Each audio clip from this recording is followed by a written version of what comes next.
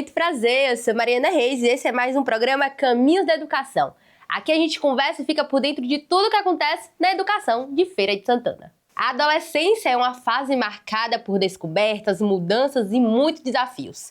É nesse período que surgem dúvidas, inseguranças, transformações físicas e emocionais, além da busca pela própria identidade. Mas como pais, educadores e a escola podem acolher os adolescentes e ajudá-los a atravessar essa fase de forma saudável? É sobre isso que vamos falar no programa de hoje. Mas antes, vamos para o nosso Pausa na Dica. Agora é a hora do nosso Pausa na Dica, aquele momento com ideias simples para colocar em prática dentro de casa. A dica de hoje é um momento sem julgamentos.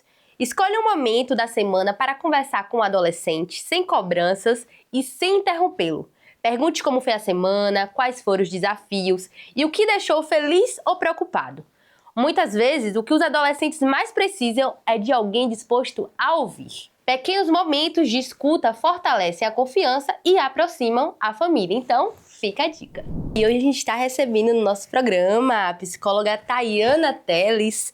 Tayana, ela foi professora por 15 anos e posteriormente seguiu a carreira de psicologia clínica, especialista em adolescência, atua 9 anos como psicóloga clínica de adolescentes, além de trabalhar como psicopedagoga institucional e gestora clínica. Ela também possui mestrado em inclusão e diversidade, com pesquisa voltada à compreensão dos professores sobre a adolescência. Não é isso, Thay? Seja muito bem-vindo ao nosso programa, se apresente. Obrigada, prazer é meu. Então, como a Mari já falou, me chamo Tayana, sou psicóloga da adolescência, amo trabalhar com esse público e tô aqui. Tá, e como foi que a sua vida, o seu caminho se encontrou com a educação?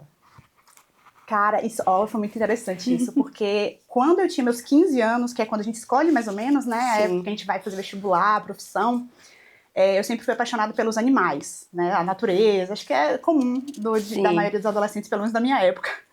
E aí eu me lembro que a minha paixão era pelos animais, não pelas pessoas, olha que irônico.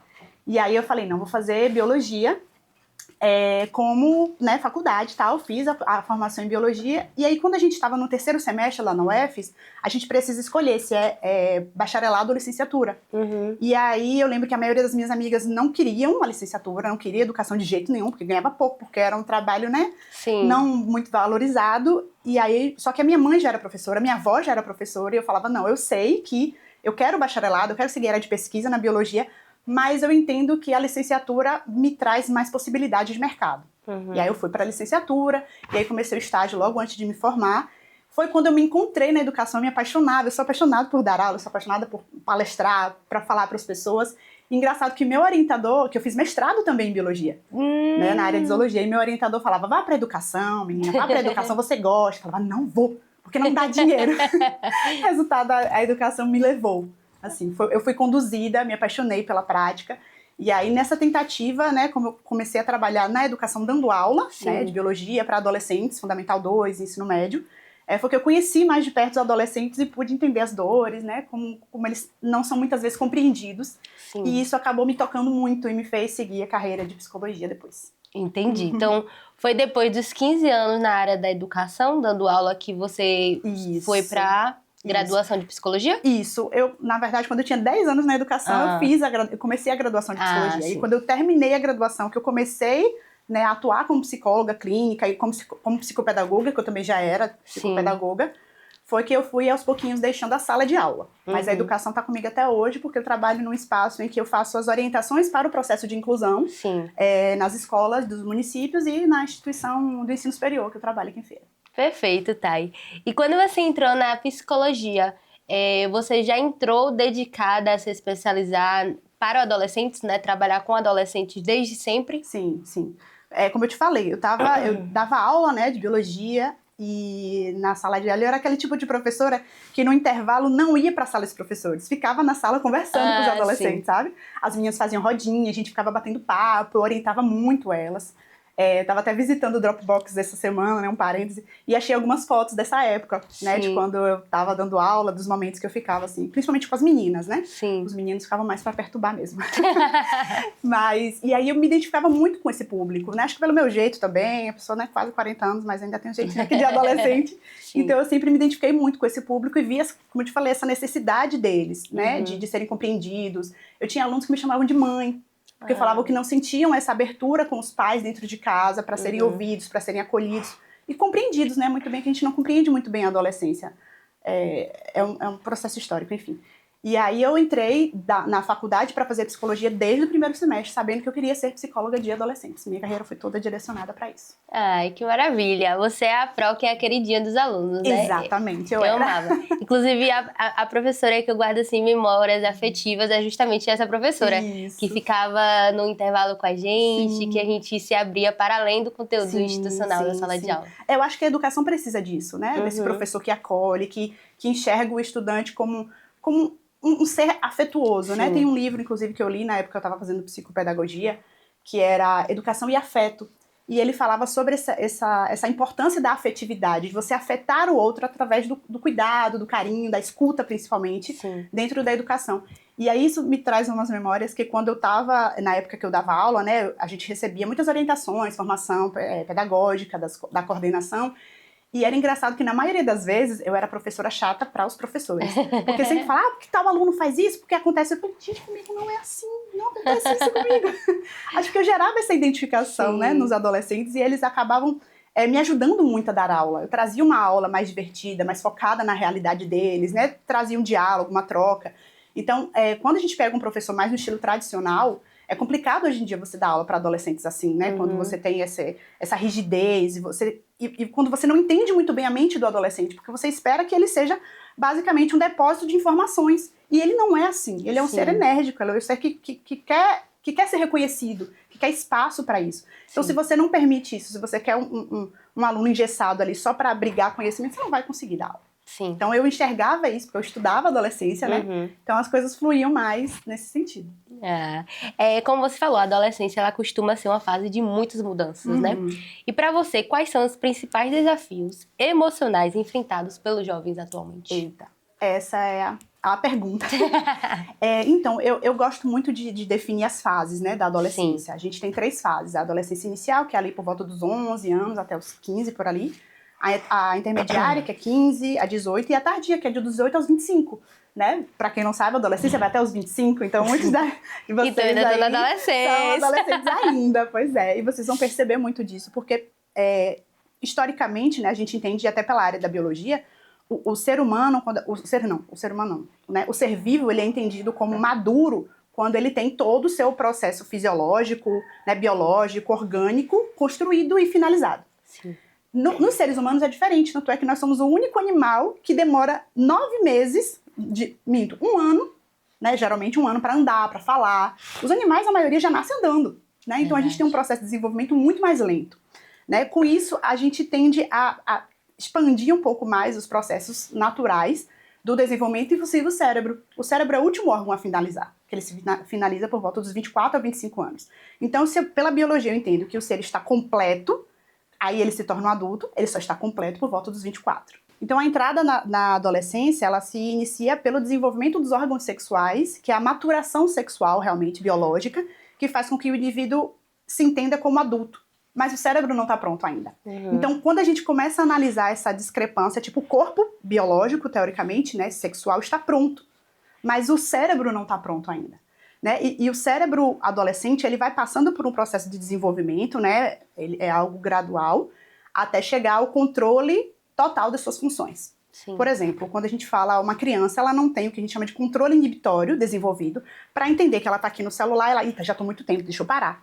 E guarda. Ela não tem isso desenvolvido. Se você deixar uma criança com o celular, né, e a gente fala muito sobre isso hoje em dia, ela vai ficar o dia inteiro. Sim. Né? No adulto, não. O adulto, teoricamente, quando não se torna um vício, né, naturalmente, quando não é algo patológico, ele consegue. Eita, tô demorando muito, deixa eu guardar aqui.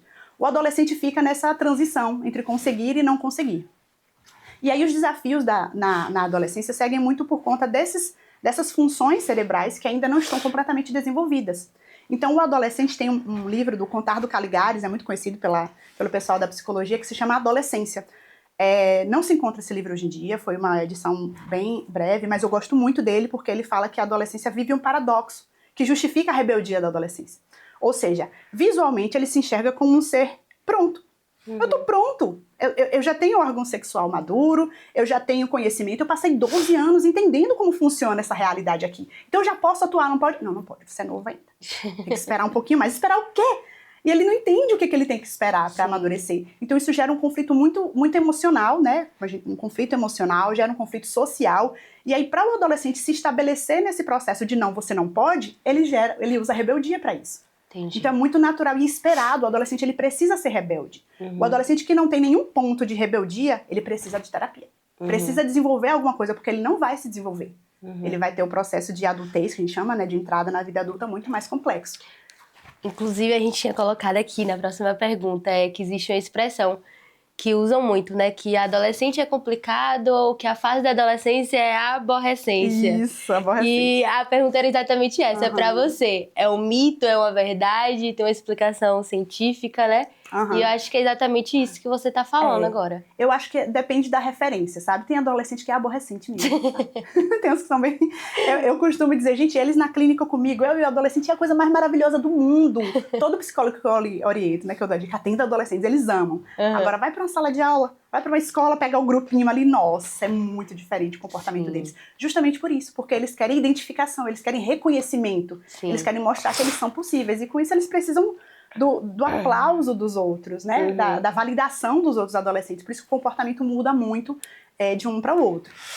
E para você, como pais e responsáveis, podem perceber quando as mudanças de comportamento fazem parte da adolescência e quando é hora de buscar uma ajuda profissional. Isso a gente faz muito em terapia, né? Que é a orientação parental. Tem muitas... É uma linha muito tênue isso, porque é muito comum alguns comportamentos no adolescente. Por exemplo, o isolamento. É muito comum que os adolescentes gostem de ficar no quarto. Eles precisam desse processo que a gente chama de individualização, para construir a sua personalidade, que é o que está sendo formado ali. Mas se esse isolamento tá também dos amigos, é um isolamento que foi muito brusco, assim, para a família, tipo, era uma criança que se relacionava bem com a família e do nada ele se isola muito, ele não quer socializar, ele não está bem com os amigos, ele não tem amigos, a gente precisa observar. Né? E tem aqueles pontos assim muito mais delicados que acontecem na adolescência, que está relacionado à autoestima. Principalmente nas meninas, que é o público que eu mais atendo, que a gente tem mais demanda, a autoestima nas meninas é algo muito frágil. A gente precisa muito de um olhar atento para isso, porque é algo também construído em sociedade. Se a gente perceber, né, num contexto histórico, quando a gente tem uma menininha pequena, o adjetivo que ela mais ouve é quanto ela é linda. Se entra uma menininha aqui de 5, 4, 3 anos, a idade que for, ai, que linda que você é uma princesa. Você foca muito na imagem da criança. Sim. Com o menino, você fala que ele é lindo, mas ele quer ouvir que ele é forte. E você fala, olha como ele é esperto, olha como ele é forte, ó, Hulk. A menina não é princesa. Verdade. Então tá sempre relacionada à imagem. Então quando ela chega na entrada, me arrepio. Quando ela chega na entrada da adolescência, que ela se enxerga, se olha no espelho, ela não vê mais aquela princesa, aquela menina, e ela não tem mais esse elogio, porque tem espinhas, porque o peito está se formando, porque ela esticou, porque o corpo está completamente disforme, isso mexe muito. E aí, junto com as questões emocionais, então, a fase inicial das meninas é a fase que precisa de mais atenção, 11, 12, 13, né, é o público que a gente mais tem na clínica. Então, acho que a autoestima é o ponto-chave, assim, para trabalhar com os adolescentes de modo geral. Os meninos sentem um pouco mais tardio essa questão da autoestima, né, do que as meninas, vão ser que tem alguma questão específica. Mas as meninas precisam de atenção nisso. E para você, Thay, você como professora e psicóloga também, eu acredito que a formação do adolescente, do ser humano em si, é sempre um trabalho em equipe, né, em conjunto. E para você, qual é o papel da escola na promoção da saúde mental dos adolescentes? Sem escola não tem como. Eu lembro que há um tempo atrás, né, quando eu comecei a estudar sobre educação infantil, quando eu engravidei, fiquei com muito medo. Falei, meu Deus, educar uma pessoa é muito difícil. E aí eu vou estudar muito sobre isso para saber como educar a minha filha da melhor forma. Então, quando eu estava grávida da minha filha, eu busquei estudar, porque eu achava que educar é algo muito difícil. Educar um ser humano é muito difícil. Então, eu comecei a estudar e eu vi o quanto, às vezes, a escola ela pode ser prejudicial para uma criança, no sentido do bullying, né? Tava se falando muito do bullying na época. E aí eu não queria que o bullying pudesse afetar a minha filha ao ponto dela não se enxergar mais como ela era, que era o que traz muito na clínica, né? Muitas meninas vítimas de bullying passam por processos assim bem pesados. E aí eu falava, não, minha filha vai ser homeschooling. Quando liberarem o homeschooling, eu vou ensinar ela em casa. E aí, estudando, tá, eu fiz um curso muito legal, indico para todo mundo, não sei se ele ainda tá no ar, é o Reaprendizagem Criativa do Murilo Gun. Me fez repensar muito a escola, porque ela traz essa visão da escola no sentido negativo e no sentido positivo. Sim. E é engraçado como hoje o meu trabalho é justamente todo em favor da escola. Porque, assim, o principal ponto da adolescência, ou seja, a principal necessidade de um adolescente é socialização, que é um dos pontos principais da escola.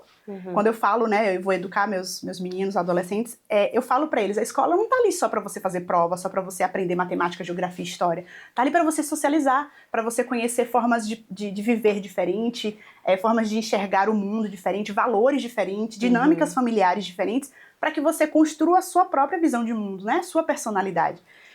E aí isso no sentido da socialização. No sentido da educação, a escola, como você falou, pra mim ela só funciona como um todo. Né? A gente tem muito isso ainda a ser construído, porque eu acho que a maioria dos professores, ele vive num mundo muito isolado. Né? Tem professores, por exemplo, que se especializam, que são excelentes na sala de aula com alunos, e tem outros que são o extremo oposto. E a escola vive nessa tentativa de tentar formar pedagogicamente, mas eu acho que ela vai num sentido muito teórico, sabe? O mundo mudou, a gente fala muito disso, o mundo mudou, o mundo é tecnológico e a escola continua sendo analógica. A gente continua tendo que escrever no caderno, copiar o que o professor fala. As escolas até tentam fazer isso, só que aí a gente tem uma questão a ser pensada nas licenciaturas, né? Que é um processo, por exemplo, é muito comum que a gente ensine como a gente aprendeu. Então, eu vim de uma época de escola tradicional, em que o professor ficava lá copiando no quadro, então eu tendo a ensinar dessa forma, né, aos meus alunos. Então, para você quebrar isso, é um processo muito complicado. Você precisa quebrar uma crença. E aí é engraçado, porque eu fui primeiro professora, depois psicopedagoga, depois psicóloga. Fui psicopedagoga antes de psicóloga. E quando eu era professora do ensino médio, eu era aquele tipo de professora, eu não era carrasca. Mas eu falava assim, essa prova tá difícil. Eita, que eu vou pegar esses meninos hoje, eles vão ter que estudar. Eu falava, estudem que a prova tá difícil. E aí, assim, eu causava medo, eu fazia com que eles ficassem, sabe, preocupados, ansiosos com a prova. E quando eu comecei a estudar sobre educação, porque quando a gente é professor, a gente não estuda sobre educação, a gente ensina como dar aula, a gente aprende como dar aula, a gente aprende didática, pedagogia. Eu costumo dizer que a gente tem professores e educadores. E quando eu comecei a entender a psicopedagogia, né, o que está por trás do processo de aprendizagem, como a gente pode auxiliar uma pessoa a aprender, tudo mudou.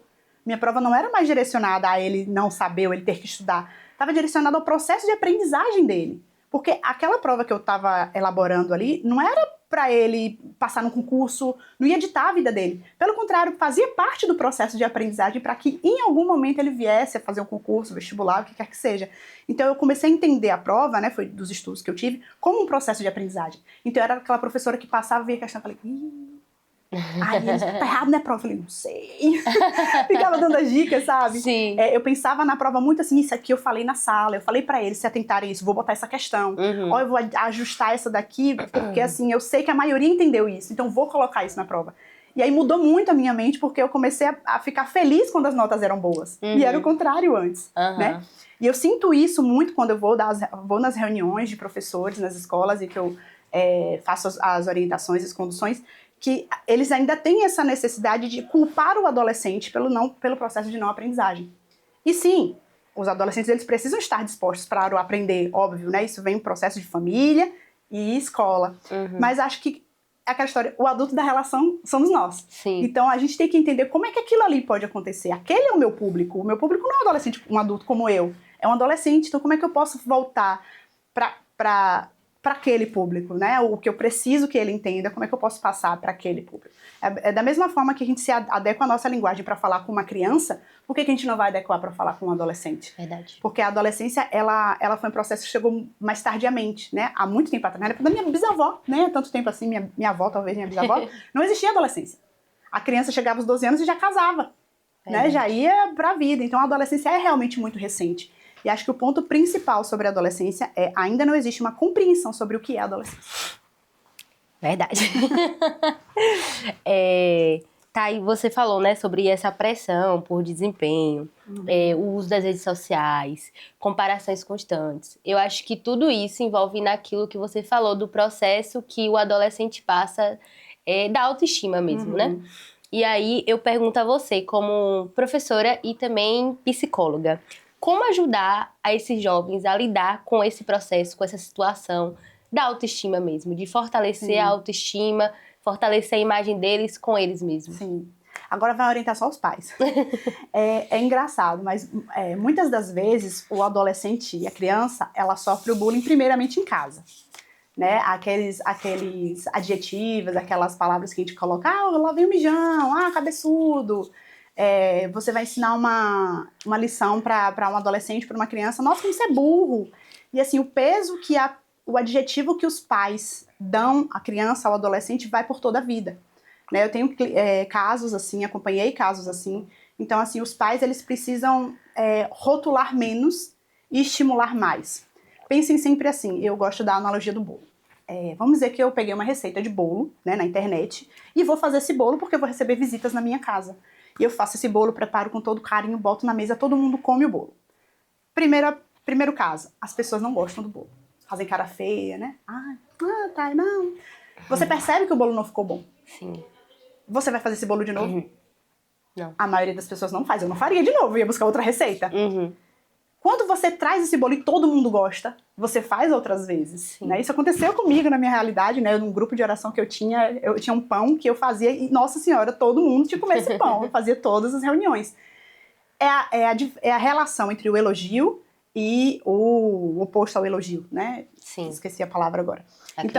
A crítica, isso, obrigada. A crítica. Então, quando você critica, você desmotiva. Você abaixa a autoestima, principalmente quando vem dos pais.